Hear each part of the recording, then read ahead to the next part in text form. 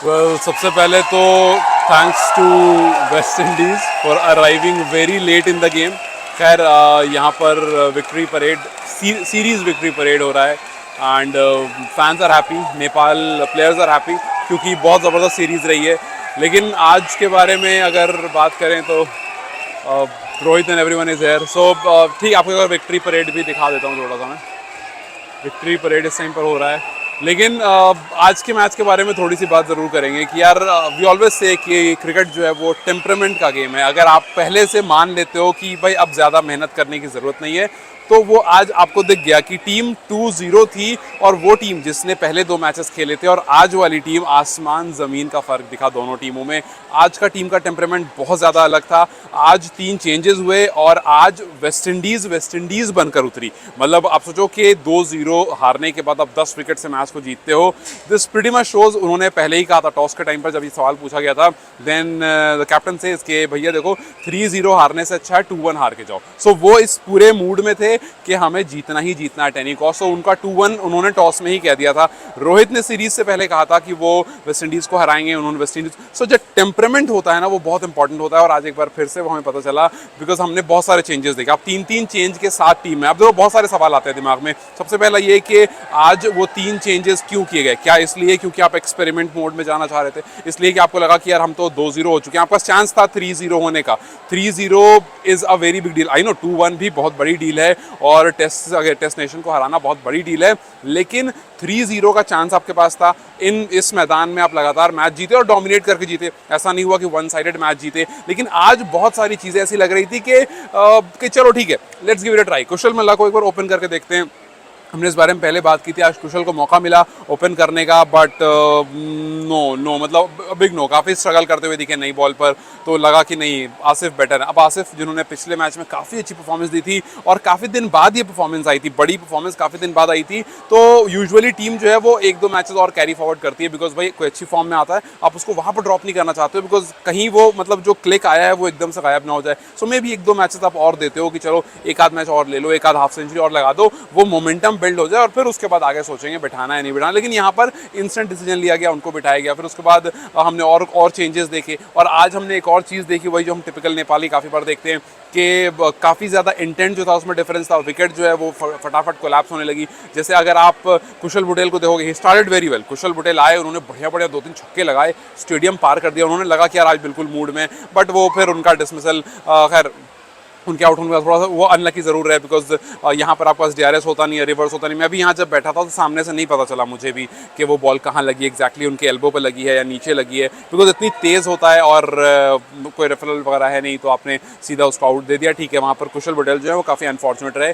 उसके बाद फिर तो कोई रुका ही नहीं। रोहित आए चले गए, गुलशन आए चले गए, संदीप जो है वो भी ज़्यादा रुके नहीं, थोड़ा सा उन्होंने कोशिश करी बट कुछ खास नहीं किया। आरिफ ने स्टार्ट किया बट वो भी 6 रन बनाकर आउट हो गया। हालांकि उनका शॉट बहुत अच्छा था बट वो उसको पूरी तरह से कन्वर्ट नहीं कर पाए।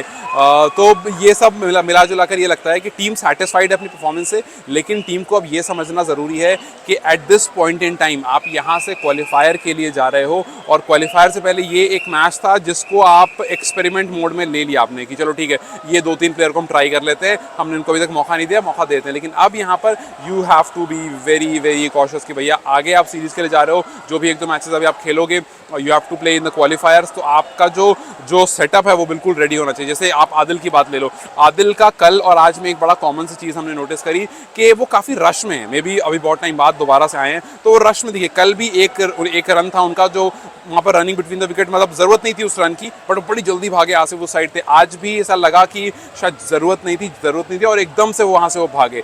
सो वो ऐसा थोड़ा सा जल्दबाजी भी लग रहा है। आज जो उनका रन आउट हुआ काफ़ी हद तक वो अननेसेसरी था, उसकी ज़रूरत नहीं थी। आप भाग के वापस आते हो, so it was kind of not needed, but then ठीक है, मतलब अब हो गया, you can't really do much about it.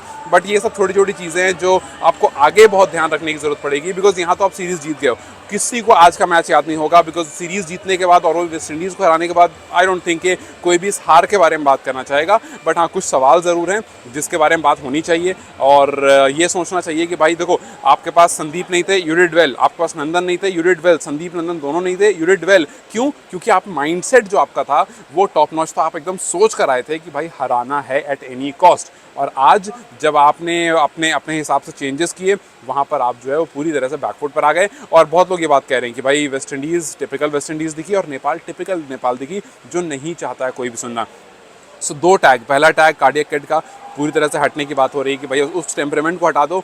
दूसरा टैग जो हम नेपाल को लेकर अक्सर बात करते हैं कि स्टार्ट मिलती है तो मिडिल में कोलैप्स होता है, ऊपर कोलैप्स होता है तो 4 विकेट बाद स्टार्ट मिलती है। सो ये जो कुछ चीज़ें हैं उस पर आई होप कि ये आने वाले टाइम में डिफरेंस हमें दिखेगा। लेकिन अगर मैं पर्सनल एक्सपीरियंस की बात करूँ तो it was a fantastic experience covering this match. और नेपाल क्रिकेट जिस तरह से पिछले 2 मैच में उन्होंने खेला, आज देखो आज फील्डिंग भी अच्छी नहीं थी, रोहित के हाथ से कैचेस छूट रहे हैं। जब आदिल जो रन आउट हुए वो बहुत पहले डाइव कर गए, उतनी पहले डाइव करने की जरूरत नहीं थी। सो बहुत सारी चीज़ें थी जो ऐसा लगा कि आज अलग थी। तो ये जो चीज़ें आज का मैच खास करके ये केस स्टडी वाला मैच हो सकता है। आप बैठ करके इत्मीनान से उसको देख सकते हो, पढ़ सकते हो, समझ सकते हो कि क्या कुछ नहीं करने की ज़रूरत होती है गेम में।